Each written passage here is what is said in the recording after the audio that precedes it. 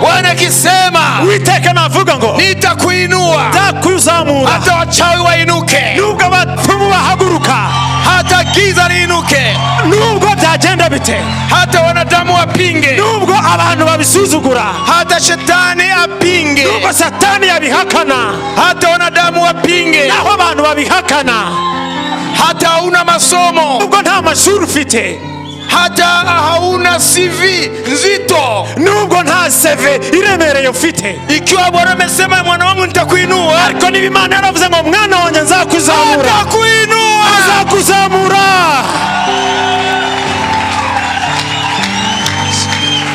Nobody, Nta muntu n'umwe, no demon, nta mudayimoni no n'umwe, evil spirit, nta mwuka mubi wose, no witchcraft nta murozi can stop wahagarika his plan. umugambi w'Imana. Nicyo gitumye mbabwira nti ibyo musaba byose mubishyizeho umutima, mwizere yuko mubihawe kandi muzabibona. Amen. Subiremo. Let's repeat. Nicyo gitumye mbabwira nti ibyo musaba byose mubishyizeho umutima, mwizere yuko mubihawe kandi muzabibona. Amen. Amen. Amen.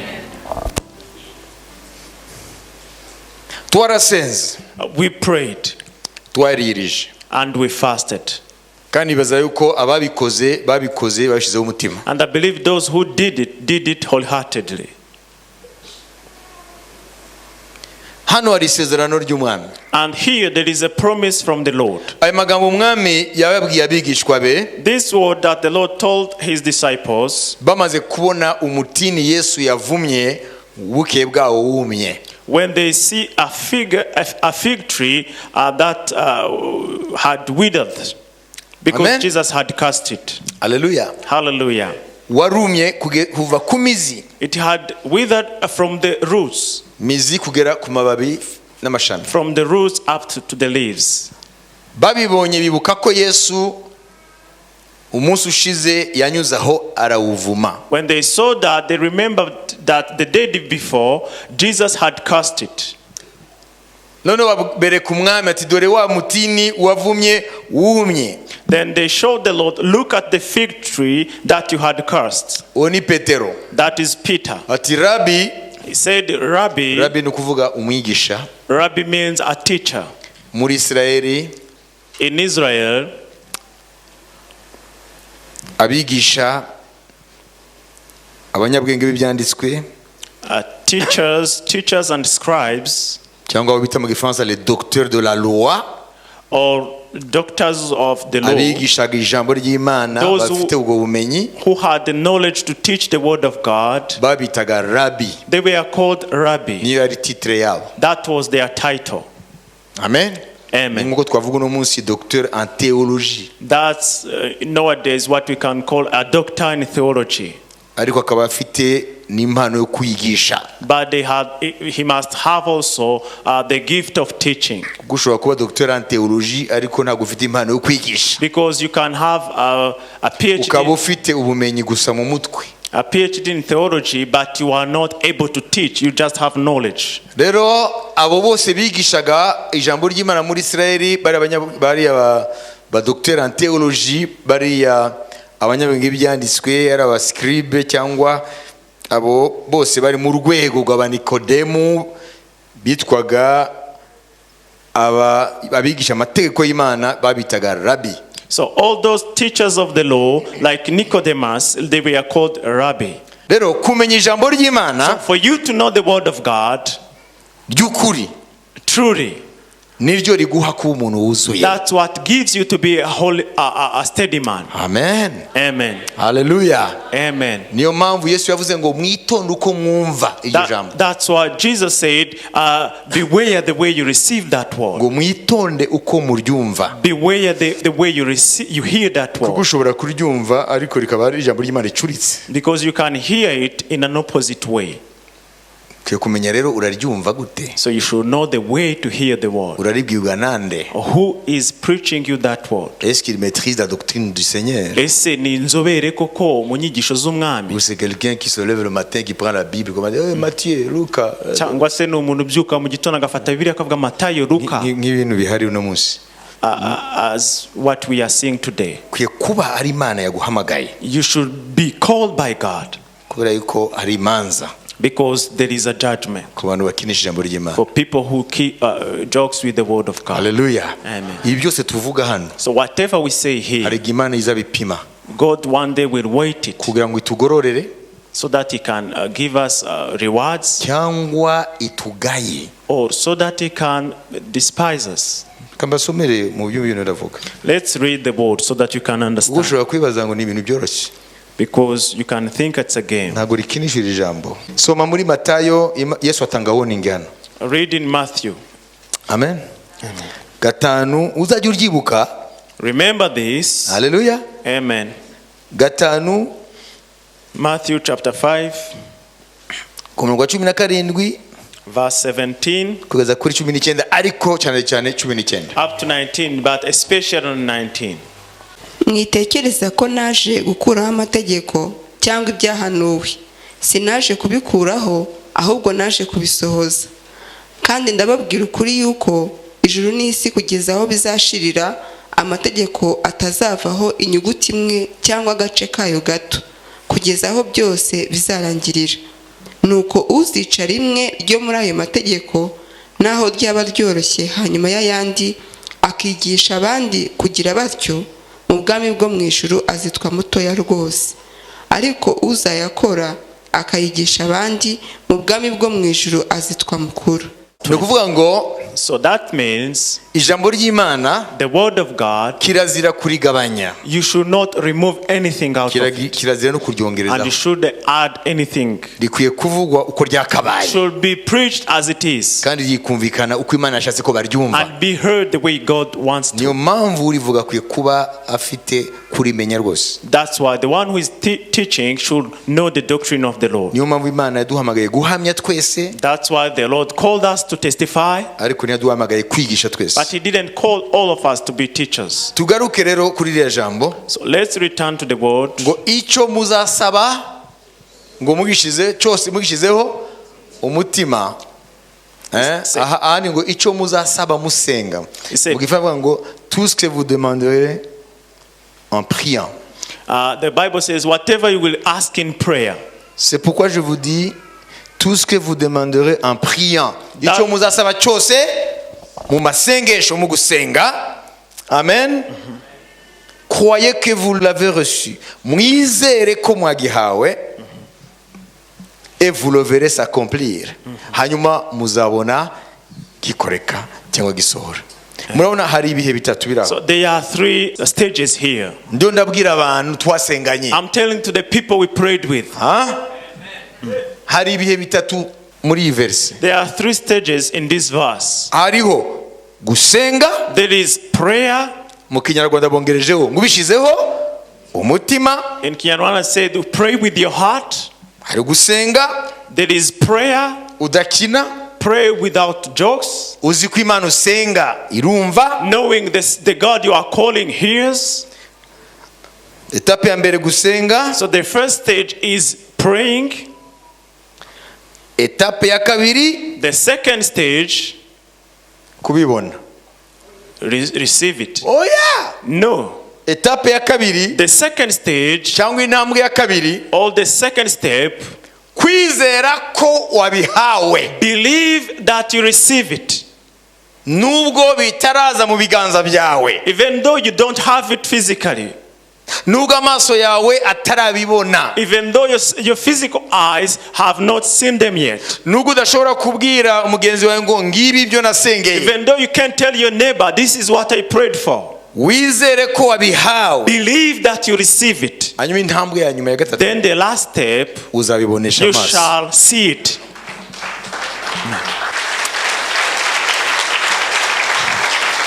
Urasenze. You prayed. Mu Kinyarwanda ngo ubishizeho umutima. In Kinyarwanda they say wholeheartedly. intambwe ya kabiri, Second step, umaze gusenga after prayer, wizere ko wabihawe, believe that you receive it. ariko uwo mwanya But in that moment, niwo ujya ugora abantu. that's the moment that is becoming Iyo tough. ntambwe ya kabiri niyo tunesherezwaho. We fall on the second step. Turashaka dusenge, We want to pray none dusimbukire ku ntambwe ya gatatu, and go to the third stage tubikoreshe intoki, so that we can see what tubiboneshe so amaso. that we can see it with our physical eyes. Ariko ntabwo ariyo nzira y'Imana. But because that is not the way of God. Ndababwira ukuri, I tell you the truth. niko Umwami avuze. That's what the Lord says. Nimusenga If you pray mubishizeho umutima, with all your heart, mwizere ko mwabihawe, believe that you receive it. nubwo utabwira umuntu ngo ngibi, Even though you can't tell a person, this is what I prayed for. mwizere ko mwabihawe. Believe that you receive it. Hanyuma Then, nutsinda iyo ntambwe intermediaire ya kabiri, if you go out of that second stage, uzabona bikoreka, you shall see it happening. uzabibona. You shall see it with your physical eyes. Twarabigerageje, You tried, twasanze ko ari byo. and we found that it's the Yesu truth. ntajya abeshya. Jesus does not lie. Najya sezerano yaduhaye yarangije avuga ngo ndi Uwiteka mvuga iby'ukuri. And in the promise he gave us, he said, I'm the Lord, I speak the truth. Nimba wibaza ngo Imana irabeshya, niwe wibeshya. If you think that God lies, you are the one who lies to yourself. Ntabwo uwitwa ukuri yabeshya. The one who is called truth cannot Yesu lie. yavuze ngo nige nzira Jesus said, n'ukuri I'm the way and the truth n'ubugingo. and Ntawe life. ugera kwa data. No one goes to the Father Atanyuze kuri except jyewe. through me. Twarasenze rero icyumweru. So we prayed the whole week, Imana yaduhaye isezerano. and God gave us a promise. Sinzi intambwe uriho muri izo eshatu. I don't know which step are you in those three stages. Wenda nizere ko wavuye ku ya mbere, I believe maybe you passed the first stage, cyangwa uracyabisengera. or you are still praying. Byaba ari akaga. That will be surprising.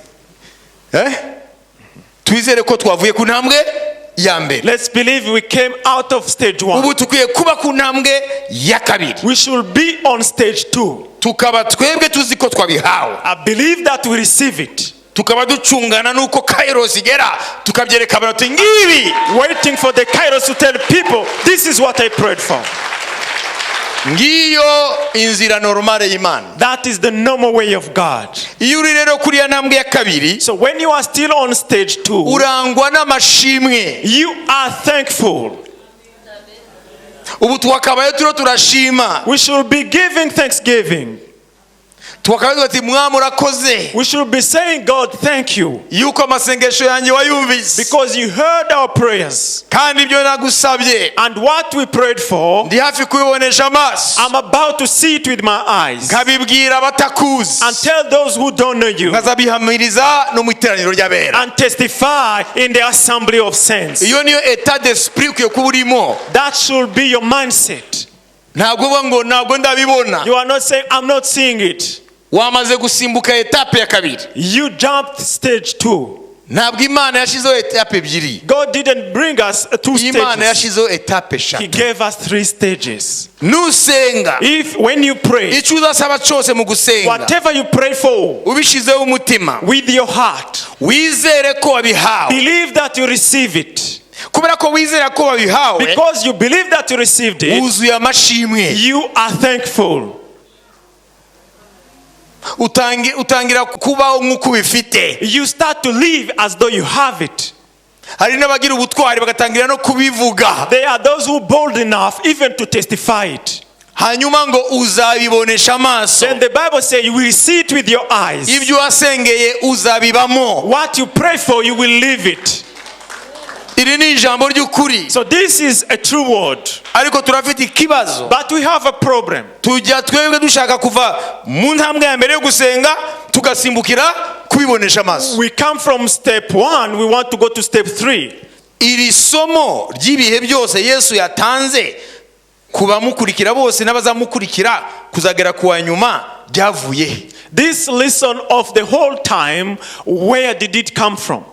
Byavuye ku mutini yavumye. It came from a fig tree that Jesus had cursed. Yawuvumye nk'ejo hashize nimugoroba. He cursed it like yesterday in the evening. Abigishwa be bari kumwe nawe He was with his disciples muri urwo rugendo agana Yerusalemu. on that journey to Jerusalem. Anyuze mu nzira ya Yeriko. He was passing to Jericho.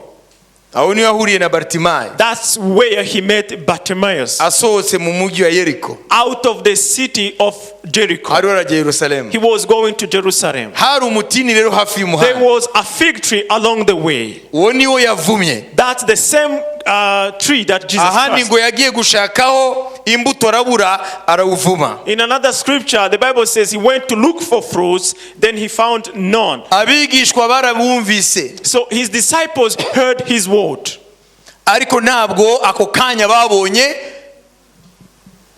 iki jambo rya Kristo ryakoze ku mutini. But they didn't saw immediately what the word of Christ did to that fig tree. Umutini wakomeje kuba utoshye umeze neza. The fig tree continued to be green.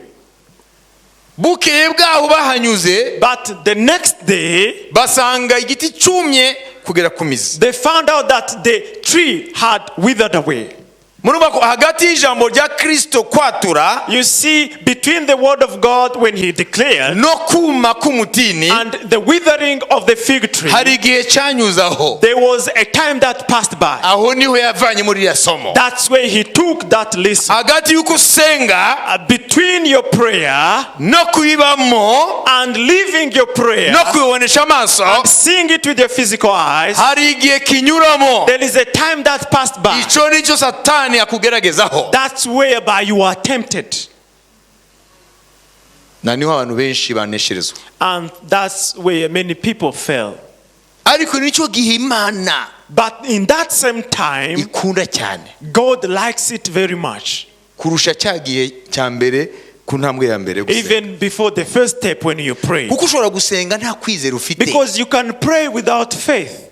Kandi ikintu kinezeza Imana mu buzima bw'umuntu ni ukwizera. And what pleases God in a human being is faith. Iriya etape ya mbere ni nziza. The first step is good. Ariko iriya ya kabiri yo kwizera kw'Imana ariyo kwizerwa. But the second step, which is believing in God, No kubikora izabikora. that even doing it, He will do it. Icyo nicyo gihe kinezeza Imana. That is what pleases God the most. Kuko ari amasengesho menshi yasenjwe mu mateka y'abantu. Because many prayers were prayed in the history of Ariko men. ntago yigeze anezeza Imana. But they didn't please God. Kuko ntabwo ari amasengesho yari serious, kuko ntabwo yari afite urufatiro rwo kwizera. Because they were not a serious prayer. They were not foundation of faith. Ukwiye kwiga rero ku mutima. So you should learn on the fig tree. Yawuvumye He cast it, ntabwo wahise wuma. but it didn't wither away. Hari igihe cyanyuzeho. A period went by. Ariko ijambo rye ryarasohoye. But his word went out. Nawe hari ibyo wasabye Imana. There are things also you prayed for God. Ntabwo urayibonesha amaso. You don't see them right now, Umaze kubivaho deja. but you have already left them. Umaze kugivinga up. You have already given up. Ibyo ni iby'Imana igaya mu muntu. That's what doesn't please God. Aho ni Imana ivuga ngo bwa bundi ntabwo wari seriye. That's what tells God you were not serious in your Igihe prayer. wasengaga tu n'était pas seriye. What you were praying about, you were not serious. Intambwe y'ingenzi So the most important step ni iriya yo hagati. is the second one. Hagati yo gusenga Between prayer no kwinjira mu byo wasengeye. and living what you prayed for. Hanyuzamo igihe cyo kugeragezwa. There is a period of time of being kugira ngo tempted. ibyo wasengeye bigaragare ko wabisenganye umutima wizera ko Imana yo kwizerwa no kubikora ibasha kubikora. So to show that you believe the God who rewards your prayer. Ndabyumvise ibyo? How many Ibyo wasengeye byose whatever you prayed for, aho niho hahagaze kunesha cyangwa kuneshwa. that's where there is victory or defeat. Umutini bawuvumye none They cursed the fig tree today barigendera and they went away. ntabwo wumye. It didn't wither. Ntabwo ari ko Yesu yanga umutini, ntabwo yawangaga. It's not Yari imfashanyi nyigisho. Kuko That- yari rabbi. Tumaze kuvuga ngo yari rabbi. That- Yari umwigisha keneri imfasha nyigisho. That was a lesson because Jesus was a rabbi. Amen. Amen. Hein? Amen. yakoze biriya pour poser un principe éternel. yashakaga gushyiraho ihame rihoraho. Nimusenga, I say, if you pray, icyo ari cyo cyose, whatever you prayed for, mukwiye kubanza kwizera ko mwabihawe. you must believe that you receive it. Icyo gihe rero In that period, niho benshi baneshwa. that's where many fell. Noneho bindi bitega And what they were expecting, kuko batabibonye ako kanya. because they don't see them immediately, Kwizera n'ibyiringiro faith and hope bikabakamamwo, goes away, hanyuma ibintu ntibayibone and they don't see what they prayed for, kuko bamaze kuneshwa already. because they are already defeated. Wabyumvise? Amen. Si uko Imana itazabikora, It's not because God will not do si it. uko Imana itumvise. It's not because God didn't hear your prayer. Imana God yibikira prerogative yo gukora mu gihe cyayo. is waiting to act in his right time. Ntabwo Imana ikora biturutse kuri order uyiha. God does not act according to the way you want it. Prier c'est ton travail, Gusenga ni umurimo wawe, mais le timing de l'accomplissement ariko igihe cyo gusohora amasengesho yawe ça relève de l'autorité de Dieu. biva ku butware bw'Imana. Ninde yabyumvise? How many understand? Mwabyumvise? Amen. Aho niho abantu baneshwa That's where many people fail. kuko barashaka ngo basenge none bikoreke They none. want to pray today and to see their prayer fulfilled today. Ibyo ntabwo Imana ibikora gutyo. That's not the way of God. Amen. Amen. Yo ubwayo God himself, ari gishobora gukora immediately he can act ako kanya, right now, ariko ntabwo ari cyo tuyitegeka. but we don't command him. Niyo yibikiye n'iryari ndi bukore. He kept the time of fulfillment for himself. Wowe mwana w'umuntu akazi kawe You just human, what is your job? kuyizera Is to believe him. igihe byafata cyose, Whatever time it can take, Imana ibone ko ukizera, so that God can see faith in you. Imana ibone ko wayifasheho seriye, So that God can see that Imana ibone ko ntabwo wari urajokinga, that you are serious, ntabwo that wari urakina, you were not kidding, wabwiraga Imana yaremye ijuru that you n'isi, told the creator of heaven and earth, ikakomeza kureba. and he will wait to see. Nimba uvuga uti If you continue to say, nubwo circonstances zikiri za even zindi, though the circumstances are opposite, nubwo mu Kigali kiri hariya, even though the mountain is still there, nubwo mu Njari kiri hariya, even though Mount Jari is still there, I know for sure but ndabizi neza my God ko Imana yanjye shall act. izakora. Piga makofi kwa Bwana Yesu. Komera amashyi umwami Yesu. Amen. Ninajua kwa uhakika Jewe ndabizi nashidikanya, ingawa Mount Kigali yuko pale, nubwo Mount Kigali yabiri hariya, ingawa mazingira hayajabadilika. nubwo ibinzengurutse bitarahinduka. Katika Kiswahili wanasema mazingira, ça veut dire l'environnement. Ingawa mazingira hayajabadilika, Nubwo ibingose bitarahinduka, ninajua nzi neza ko Mungu wangu yupo, Imana yanjye iriho, si kiziwi, ntabwo ari igipfamatwi, amesikia, yarumvise, na kwa wakati wake, kandi mu gihe cyayo, wakati wa Kairos, igihe cya Kairos yayo, yale mambo niliomba ibyo nasengeye nitayaona. nzabibonesha amaso. Piga makofi kwa Bwana Yesu. Komera amashyi umwami Yesu.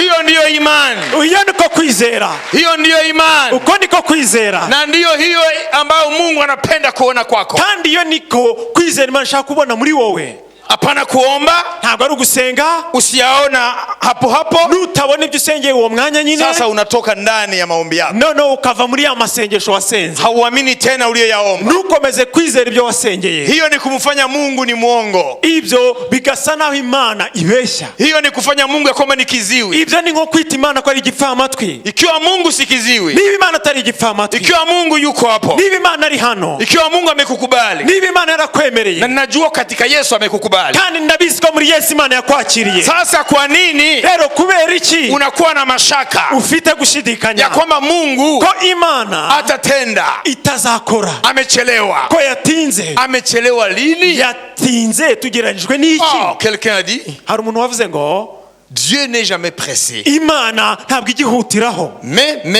ariko il n'est jamais en retard. nta nubwo ikererwa. Ntabwo uzabona Yesu avuga ngo twirukange, Pascal twirukange, bisi iradusiga, train iradusiga, indege baro barahamagara passengers twiruke. Yesu ntabwo uzumva kuvuga ngo twiruke. You will never see Jesus saying let's run. Ahubwo ushatse kwiruka avuga ati Poa wewe. If you want to run, he will tell you, stand with me. Haraka haraka haina baraka. Yihuse ibyara igihumye. Mpige makofi huyu bwana. Haraka haraka haina baraka. Yihuse ibyara igihumye. Wewe poa poa. Wowe tuza. Njoo tuende slowly. Teka tugende buhoro buhoro. Njoo. Ngwino. Bwana Yesu anakushika mkono. Umwami Yesu agufata ukuboko. Wewe gira ngo unyiyaka ushaka kwiruka. Unakwenda wapi wewe? Abwa urajya hehe wowe? Poa. Tuza. Unachelewa? Ngo ndatinda. Wewe poa. Wowe genda buhoro. Kisha anakuambia hivi. Hanyuma akakubwira ngo, my son, umwana wanje, you have to learn this lesson. Ukwiye kwigira isomo. You have to go ukwiye kugenda slowly buhoro but surely. Ariko uhamye. Sasa Bwana amekusikia. Rero yarakumvise Na atatenda. kandi zakora. Na utayaona. Kandi uzabibonesha amaso. Na utamtukuza. Kandi uzamuha icyubahiro. Amen. Balaam amesema hivi. Balaam yavuze gutya. Mungu si mwanadamu. Imana si umuntu ili adanganye. ngo ibeshye. Mungu si mwanadamu ili adanganye. Imana si umuntu ngo ibeshye. Aliyeyaahidi iyasezeranye atayatimiza. Izasohoza ibyo yasezeranye. Alisema yaravuze ngo nitamtuma mwana wangu wa pekee. Ngo nzohereza umwana wanjye w'ikinege. Aliyafanya? Yarabikoze se? Ameyafanya. Yarabikoze. Na atazaliwa Bethlehem. Kandi azavukira i Bethlehem. Alizaliwa Paris? Yese yavukiye Paris? No. Hoya.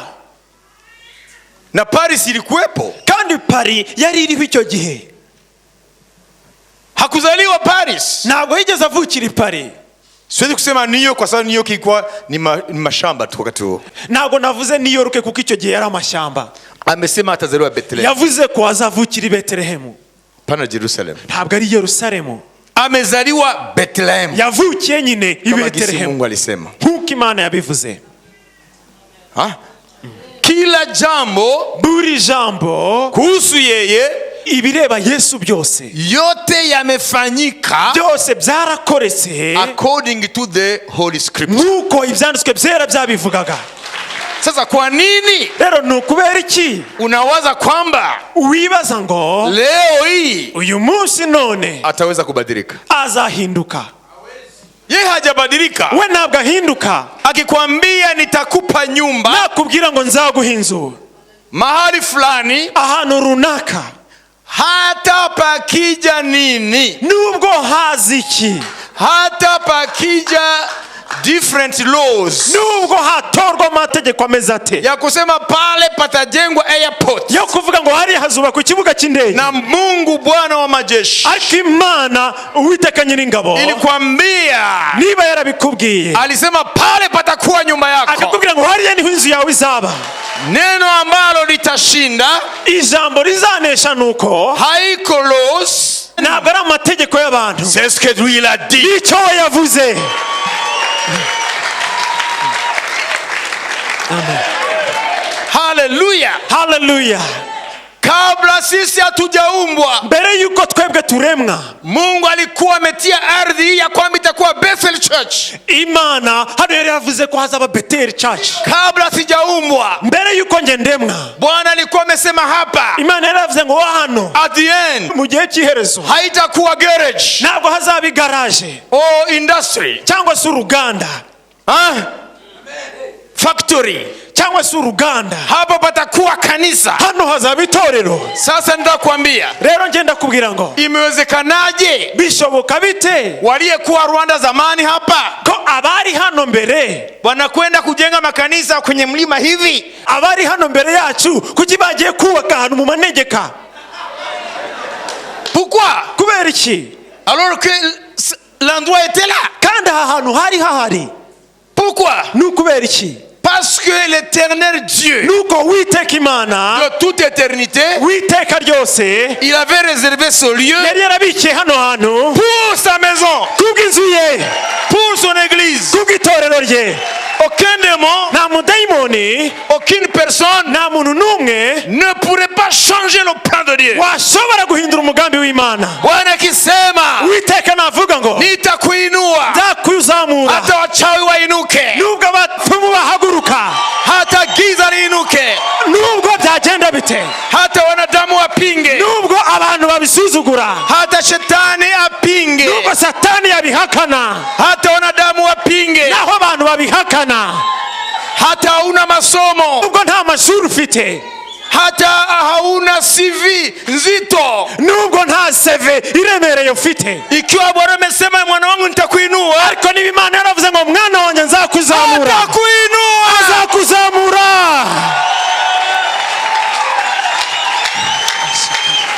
Nobody, Nta muntu n'umwe, no demon, nta mudayimoni no n'umwe, evil spirit, nta mwuka mubi wose, no witchcraft nta murozi can stop wahagarika his plan. umugambi w'Imana.